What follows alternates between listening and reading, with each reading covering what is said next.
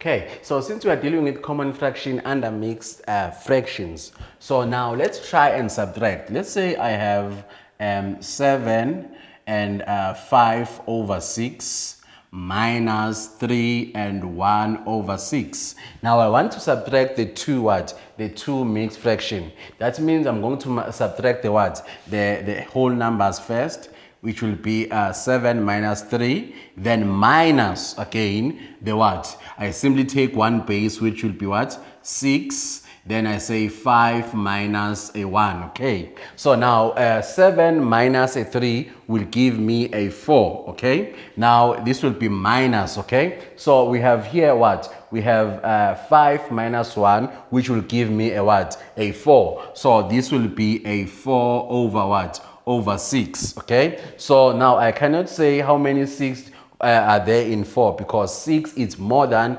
4, okay? So that means here I can only reduce how many 2's that's going here. So I have 2 2's here. So that means I have 2. How many 2's do I have here? I have 3, okay? So I can reduce this one to be 4 and 2 over 3. So this can be our answer.